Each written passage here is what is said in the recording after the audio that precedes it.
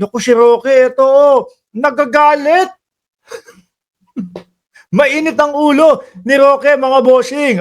Pakinggan nyo mga kababayan, si Roque. At kung kanino ibinibintang yung Ghost Flood Control Project mga bossing. Sinasabi mo na galit ka dyan. Magalit ka sa sarili mo. Ayan. Nagagalit kay Pangulong Bongbong Marcos, mga boss G Pamuser, kasi nga kaugnayan ito doon sa mga pagbisita ni Pangulong Bongbong Marcos doon po sa mga Ghost Flood Control Project, mga boss G Pamuser. Dahil ang sabi ng Pangulo, hindi ako disappointed. No? Ako ay nagagalit dahil nga dito sa mga kalokohang nangyayari na mga Ghost Flood Control na ito.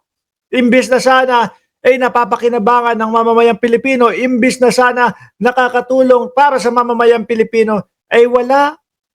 Nagiging dagdag pahirap pa. At sabi ko nga kahapon, mga bossing, Chief Amoser, no? Double black ay tayo dito sa mga ito. Nanakawan ka na, bumabaha pa din sa iyong lugar. Di ba mga kababayan? At gustong isisi ni Roque kay Pangulong Bongbong Marcos. Aba Roque, unang tanong, ganun ba kabilis itong flood control na ito? Kapag pagkaupo ni Bongbong Marcos na ating Pangulo, ay yun na agad ang umpisa? Hindi, Roque. Pag-uusapan pa yan. No? Paplanuhin pa yan, etc. Siguro mga 2 hanggat isa't kalahating taon hanggang 2 taon bago maumpisahan yan, Roque. Ano? Kaya kung titignan mo, wala kay Pangulong Bongbong Marcos. Siya nga ang nagpupulis Di ba? Siya nga yung nagpupulis. Siya nga yung nagche-check bawat flood control na ang dami na pong nakitang mga ghost. Ang daming mamamayan natin na nagsusumbong kay Pangulong Bongbong Marcos para po doon sa mga flood control na pinaskila nila, nilagyan nila na project by ganito, ganyan. No? Tapos nung nakuha na yung pondo, wala na. Hindi na mga nagpakita no? Si Pangulong Bongbong Marcos ang nagpupulis. Siguro natatakot kayo na malaman na taong bayan na nung panahon ninyo ito lahat nangyari. At ito lang po, panahon ni Pangulong Bongbong Marcos, nakikita at nalalaman yung mga flood control project na ghost. Biruin mo, ang lupit, ano po? DepEd, merong ghost student. Tapos meron pang ghost employee. Di ba? Tapos meron pang, ngayon naman, ghost flood control project. Okay. Kayo lahat yung nakaupo nung panahon nito Hindi naman ganong kadaliho, mga kababayan, na maitatayo agad yan. Or nung pagkaupo ni Pangulong Bongbong Marcos, 2022, kalagitnaan ng 2022, umpisahan na agad. Hindi pa. May pagpaplano, may mga bidding, may etc. At kung ano-ano pa.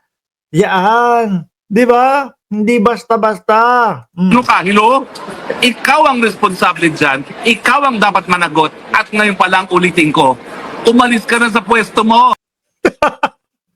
Inip na si Roque, mga kababayan, na umalis sa pwesto niya o sa pagiging Pangulo si Pangulong Bongbong Marcos. Bakit to, mga bossing?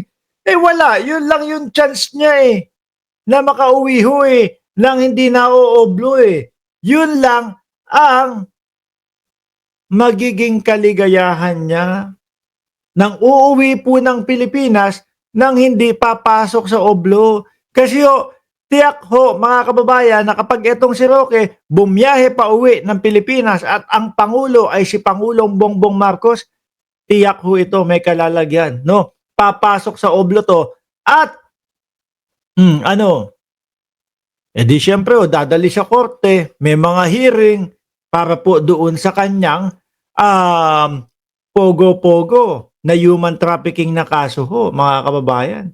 Ang inaasahan na lang kasi ni Roque para hindi maoblo ay makabalik ang mga Duterte na maging presidente si Sara Duterte. Yun po ang katotohanan. at yun na lang po ang pag-asa niyang tao na yan. Kaya atat na atat. Kaya wala pong ibang sinabi araw-araw kung di po umalis na sa pwesto ang ating Pangulo. Ganun lang o.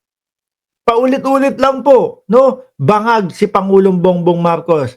Hanggat kaya nila o hanggat meron silang maiimbento na panira kay Pangulong Bongbong Marcos, ay gagawin po niyang mga yan. Tingnan nyo, parang cycle na lang po yung mga sinasabi nila. Paikot-ikot na lang po. Kapag ka hindi ubra yung isang sinabi nila na paninira kay Pangulo, lilipat naman sa isa. Ngayon, eto, hindi na naman umubra yung kanilang mga yung kanilang mga sinasabi, balik drug test na naman. Ngayon, eto, kitang-kita natin mga bossing na si Pangulong Bongbong Marcos ang nagpupulis o humahagilap o nagche-check ng mga ghost flood control. Ibibintang ni Roque kay Pangulo, ha? Ang lupit mo, Roque. Anak ng tinapaka. Oh, Dahil talaga namang ano nang mangyayari doon sa 1 trilyon na pinaglamon-lamon ng mga walang hiyang mga politikong yan at kasagbuatan ng mga wala namang kay ebidensya, no? Paulit-ulit naman, walang ebidensya yung mga pinagsasasabiho ni Roque, mga kababayan, na gano'n. Meron pa silang nalalaman. Kesyo daw po bag-bag na pera, cash, no? Sa kulay itim na bag daw po nakalagay, mga bossing. Kayo ho ba, maniniwala kayo nun? 2025 na ho. Ganun pa din ang sistema ng pagkurakot.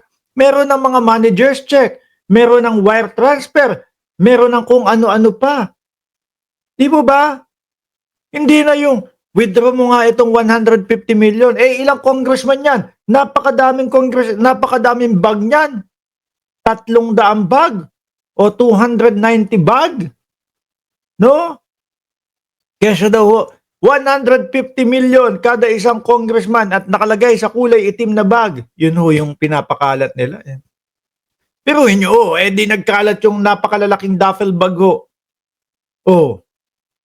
Pero ni isang litrato, ni isang picture, wala ho silang maipakita. Di po ba? Lahat ho, panay, imbento ho. At yung imbento nila na mga panira po ay pangtaong 1990s pa ho o pantaong 1980s pa ho, mga kababayan. Kaya nahuhuli sila ng sambayan ng Pilipino na hindi totoo yung kanilang mga sinasabi. taga DPWH. Diba? Ano yung sinabi ni Roque doon bandang huli? WH. Tapon ng mga walang hiyang. Ano nang mangyayari doon sa 1 trilyon na pinaglamon-lamon ng mga walang hiyang mga politikong yan at kasagbuatan ng mga taga DPWH. Diba? Isinisisi talaga ni Roque, mga bossing, kay Pangulong Bongbong Marcos yung mga flood control na mga ghost